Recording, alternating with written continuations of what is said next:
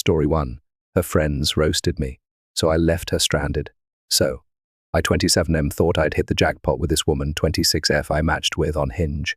Let's call her Sarah, for the sake of this train wreck of a story. Our first date was one of those chill, flirty vibes, coffee, a walk in the park, some solid banter. She laughed at my dumb jokes. I complimented her vibe, and we left with that, yeah. I'd see you again energy. I was feeling good, you know. Like maybe this app wasn't just a cesspool of ghosting and weirdos. Fast forward to last Friday. I'm hyped for date 2. I suggest dinner and drinks, nothing fancy. Just a solid spot with good vibes and decent burgers. She's all in, but then she hits me with, "Hey, is it cool if a couple of my friends join us for drinks after dinner? They're dying to meet you." I'm like, sure, why not? I'm a social guy, and meeting her crew could be a green flag. Right, shows she's serious. Plus, I'm not some insecure dude who's gonna freak out over a little friend test. Or so I thought. Dinner's great, we're splitting fries. She's telling me about her job, something vague about marketing, and I'm thinking, okay, this is going somewhere. She's cute, she's laughing, and I'm mentally planning date 3. Around 9 p.m. We head to this bar, a block away to meet her friends. I'm feeling confident wearing my decent jeans, a button-up that says I tried but not too hard. And yeah, my shoes are basic Nikes, but they're clean. I'm not rolling in cash, but I'm not a slob either. Her friends roll up, let's call them Katie 25F and Lauren 26F. At first, it's fine. We're all chatting. I buy the first round because I'm not a cheapskate, and I'm asking them about themselves to keep it friendly. But then, after round 2, the vibe shifts hard. Like, imagine a shark circling you in the water, but it's 2 tipsy girls with fake lashes and a vendetta. Katie starts grilling me. So, what do you do? Oh, itty, like fixing printers or something. I explain I'm a systems analyst, decent gig, pays the bills, but she's already smirking like I said. I'm a part-time dog walker. Then Lauren chimes in. What kind of car do you drive? Wait, don't tell me an old Honda. I laugh it off and say, yeah, a Civic. Gets me around. They exchange this look, you know, the one that screams, we're judging you and you're failing. It escalates. How much do you make? Katie asks, straight up, like it's a normal question. I dodge it with, enough to survive this city. But she presses. No, like, ballpark it. I'm sweating now. Then Lauren points at my Nikes and goes, how much were those? They look affordable. They're giggling like they're on some reality show, and I'm the punchline. Sarah's been quiet, sipping her vodka soda, but now she jumps in. I order a Miller Lite because it's $5 and I'm not trying to blow my paycheck, and she goes, oh, Mr. Budget Boy strikes again. Katie and Lauren lose it, cackling like hyenas. I force a smile, but inside I'm like, what the hell is happening? Then Lauren asks, do you still live with roommates? I say yeah, because rent here is $2K for a shoebox. And Sarah snorts, oh my God, I knew it. They're all howling now, and I'm just sitting there, beer in hand, wondering if I accidentally walked into a Mean Girls audition. I'm done. I've got a limit, and this is it. I look at Sarah and say, hey, I'm gonna head out. Her face drops, and she's like, wait, what? Why? I'm not about to grovel, so I keep it real. I'm not vibing with being the butt of every joke tonight. She blinks, then says, can you at least give me a ride home? I left my car at the restaurant. Bold move. Right. After roasting me for an hour, she still wants a favor. I'm over it. I say, I think it's best if you find another ride. Her jaw hits the floor, and Katie gasps like I just slapped her. Sarah goes, wow, rude, much. I'm not backing down. I didn't sign up to be mocked all night. You've got your friends. You're in a bar. You'll be fine. Lauren jumps in with, you're so sensitive, dude. It was just jokes. Katie adds, yeah, lighten up. Not everything's about you. I'm not arguing with this circus. I grab my jacket, say, night, and bounce. An hour later, my phone buzzes. It's Sarah. One can't believe you abandoned me like that. I felt so unsafe getting an Uber with strangers. You're such an asshole. I'm staring at this text like, what? She had 2 friends with her, in a crowded bar, in a decent part of town. Uber's not a death sentence. I didn't respond. Why feed the drama? But now I'm second-guessing myself. Did I overreact? Was I a jerk for leaving her to figure it out? I don't think so. But my buddy says I should have just sucked it up and driven her. Reddit. Eta here. Story 2. I left my drunk date at a bar. Now she's calling me a monster. Buckle up. Reddit. Because this one's a roller coaster, and I need your unfiltered takes. I 25M matched with this woman 25F on a dating app a couple weeks ago. She seemed cool, witty banter, decent pics. The whole vibe checked out. We made plans to meet up for food and drinks at this chill restaurant last night. Agreed to Uber there around 6:30 p.m. I was excited, thinking, hey, maybe this could actually go somewhere. Spoiler alert, it went somewhere. All right, straight to Chaos Town. I roll up right on time, and she's already posted up at the bar, mid-cocktail, looking like she's been there a minute. No biggie. I figure she just got there early to calm her nerves. We chat, grab a table, and things are flowing. Good laughs, flirty vibes. You know the drill. About an hour in, though, I notice she's knocking back drinks like it's her job, and she's starting to slur a little. She's still fun, so I don't sweat it too much. But here's the kicker, she's not eating. Like, at all. I'm starving, so I suggest we order something. She shrugs it off, says she's not hungry when she drinks. Okay. I end up ordering some appetizers solo because my stomach's staging a full-on rebellion. Food comes, and she takes, like, 3 measly bites before pushing it away.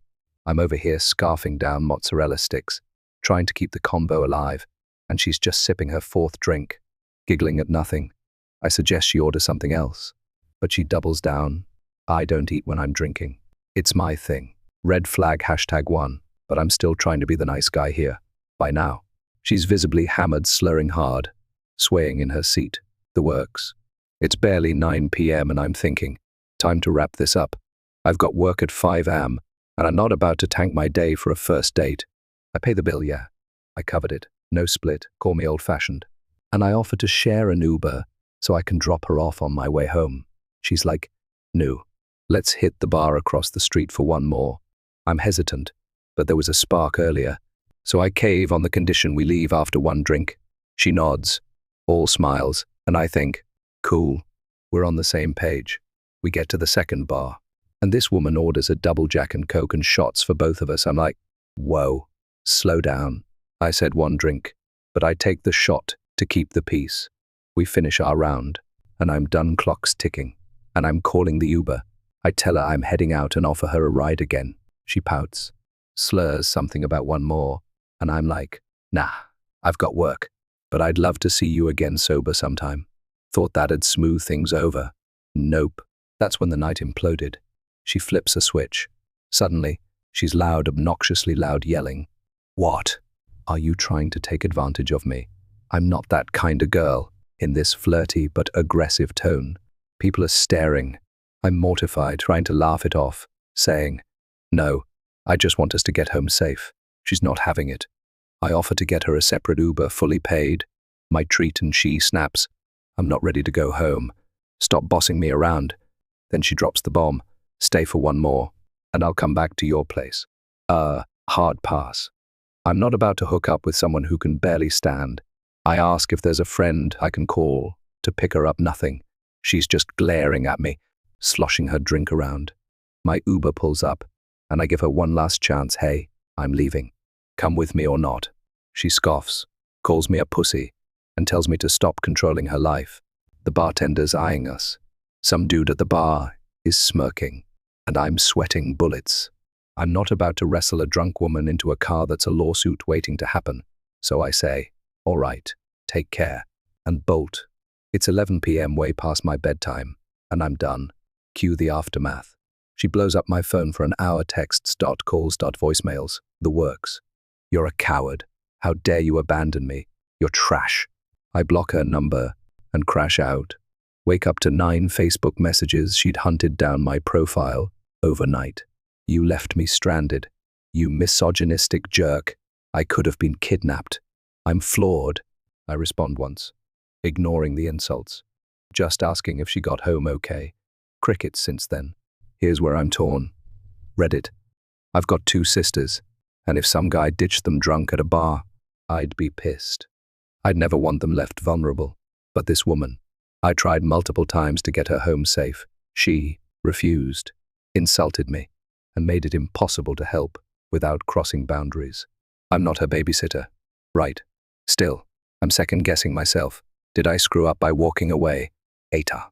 Edit update, holy crap. You guys came through hundreds of comments already. Most of you say NTA, including my sisters who I ran this by today. They laughed and said she sounds like a train wreck. A few of you suggested I could have tipped off the bartender before dipping out, which, fair point. I'll own that. She finally replied, "Hey, sorry for the drunk messages, lol. I met up with a friend and got home at 4 am. So, she's alive, apparently unbothered, and I'm officially done. No second date. No regrets. Thanks for the sanity check. Reddit. Story 3. I refuse to let my entitled sister feed my $42 salmon to her kids. Now my family hates me. Okay, buckle up, because this is a wild one. And I'm still fuming. I 26F live with my boyfriend 27M, and we're both grinding full-time jobs that leave us dead on our feet by Friday to survive the week. We meal prep on Sundays, like responsible adults. I'm also kind of a foodie. Cooking is my therapy, my love language, my thing. Last weekend, I went hard. Baked salmon, we're talking $42 for 2 gorgeous fillets. I nearly cried at checkout. Quinoa salad, with all the fancy fixings. Roasted veggies that looked like a Pinterest board. And 2 homemade sauces that I'm still dreaming about. 4 hours of my life, people. 4 hours. Enter my sister, 32F, who's currently a hot mess, recently divorced. 2 kids, 5 and 7, crashing at our parents' place while she figures things out.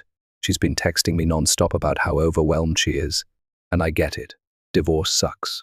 So when she asked to swing by with the kids, because she needed adult interaction, I said yes, because I'm not a monster. Big mistake. She rolls up, kids in tow, no snacks, no juice boxes, no nothing. I'm thinking, okay, maybe they ate before they came. Nope. Half an hour in, the kids start whining that they're hungry. I tell her I don't really have kid-friendly stuff lying around. We're not a Chuck E. Cheese. We don't stock chicken nuggets. She doesn't even blink. Just waltzes over to my fridge, like it's her personal buffet, spots my meticulously portioned meal prep, and goes, "Oh, perfect. This looks great." Next thing I know, she's popping 2 portions of my salmon into the microwave, like it's no big deal. I stop her mid-act and say, "Whoa, hold up. That's our food for the week. Me and boyfriend need that."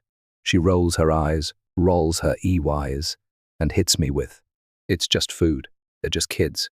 You can cook more. Excuse me. I spent 4 hours and half my grocery budget on that.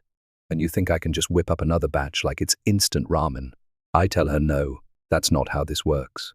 Especially since she didn't even ask. Cue the meltdown. She calls me selfish. The kids start bawling, and she storms out, slamming my door so hard I thought it'd come off the hinges. Now my phone's blowing up. Mom's texting me that I could have just shared a little, and that family comes first. Dad's staying neutral, classic dad, but I can tell he thinks I'm being dramatic. Meanwhile, my sister's posting vague Facebook statuses about people who care more about food than family, and I'm over here wondering if I'm the bad guy for wanting to eat my own damn dinner. Update 1. Holy crap. You guys blew this up. 300 comments already. I wasn't expecting this, but it's honestly keeping me sane. To answer some questions, yes, the salmon was expensive.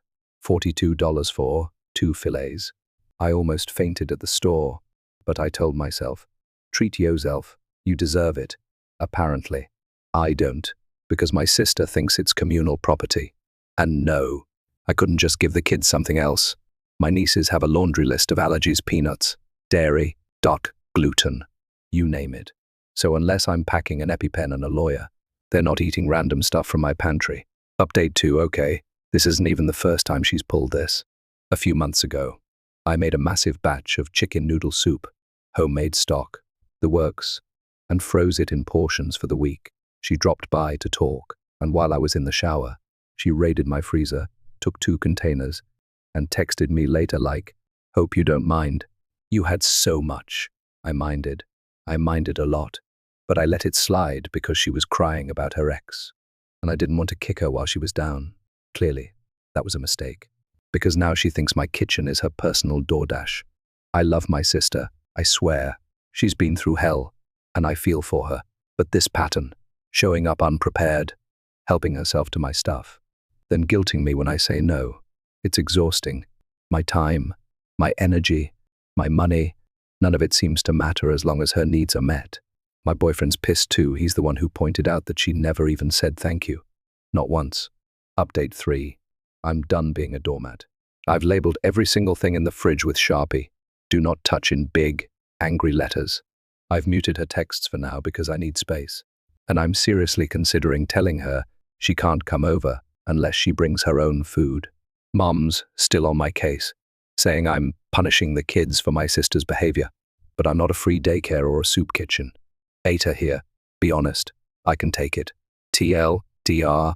My sister tried to feed my expensive meal prep salmon to her kids without asking. Threw a tantrum when I said no. And now my family's calling me selfish. I'm starting to think I'm running a charity I didn't sign up for. Story 4. My mum stole my future. So I fought back. Hey, Reddit. I've been lurking here forever, but I've never posted because, honestly, I didn't think my life was this level of unhinged. But here we are. I'm shaking as I type this. And I need you all to tell me if I'm the villain in this soap opera, or if I'm just a girl who finally grew a spine. This is long, so grab a snack, trust me. You'll need it. I'm 18F, and my life's been a roller coaster of figure it out since I was a kid. My dad passed away when I was little, car accident. Gone in a blink. That left me with my grandma, who's basically my rock, my saint, my everything. She stepped up when no one else did, raising me in this tiny, creaky house with barely 2 pennies to rub together. My mum. Oh, she exists, technically.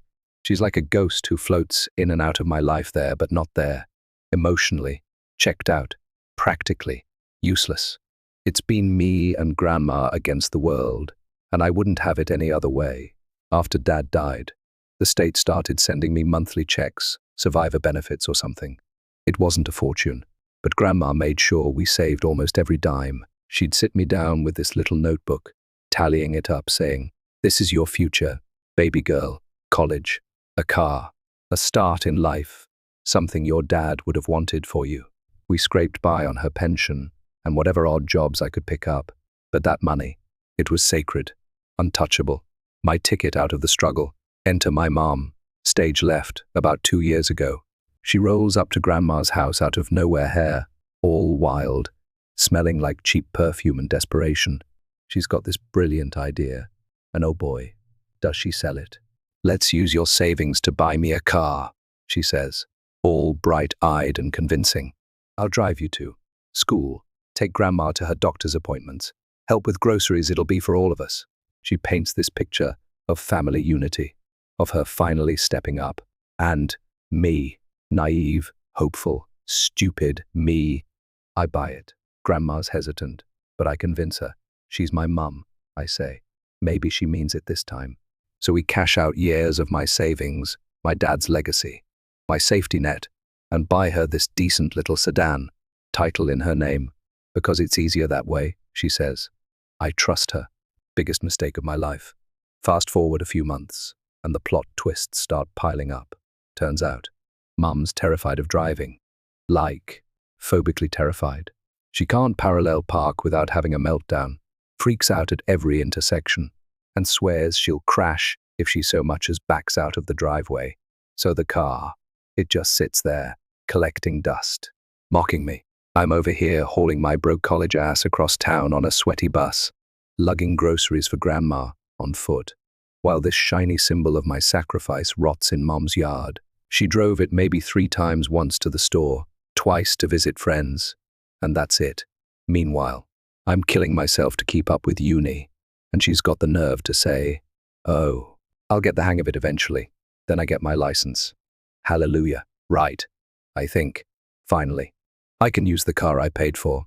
I'm imagining driving to class, taking Grandma to her checkups, maybe even feeling like a normal 18-year-old for once. So I ask her nicely. At first, "Hey, Mum, can I borrow the car for school tomorrow?" Her response, I might need it later." "For what?" "She doesn't go anywhere." "Next time. Let's see next week." Week after that, it's not a good day. It's excuse after excuse. This vague, slippery nonsense. And it hits me, she's not planning to ever let me use it. She's hoarding it like some trophy, even though she doesn't drive it, even though it was my money, my future, that bought it. I start fuming. I'm not proud of it, but I start resenting her hard. The breaking point comes last week. I'm exhausted, late night studying, early morning class, and a 2-hour bus ride in the rain because, surprise, no car. I march over to her place, soaking wet, and I lay it all out. "Mom, this isn't fair. That car was my savings. You promised it'd help us, and you're not even using it. I need it. Grandma needs it. Give me the keys." She blinks at me, all innocent, and goes, "I don't know, sweetie. I might need it soon." That's when I lose it. Full on, nuclear meltdown. I scream, "If you don't give me those keys by the end of the day, I'm going to the police. I'll tell them everything, how you manipulated me, took my benefit money under false pretenses, and kept the car for yourself. Fraud. Mom, that's fraud." I'm shaking. She's staring, and the air feels like it's about to catch fire. She goes dead silent, like eerie silent. Then, after what feels like forever, she tosses me the keys and mutters, "Fine, take it." I grab them and bolt before she can change her mind. Victory. Right. Except now, the fallout's hitting. Grandma's disappointed, saying I shouldn't have threatened her. My aunt's blowing up my phone, calling me a disrespectful brat who blackmailed her own mother. Even my friends are split. Half say I'm a badass for standing up for myself. Half say I crossed a line and should have just let it go.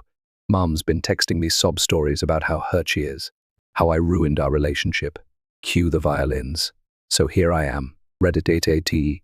Did I go too far threatening to report my own mom to the cops over a car I technically paid for? Or was I just taking back what's mine after years of her flaking on me? I'm torn. I didn't want it to end like this, but I couldn't keep letting her walk all over me. Give it to me straight. Am I the asshole here? Or is she? Hit me with your brutal honesty.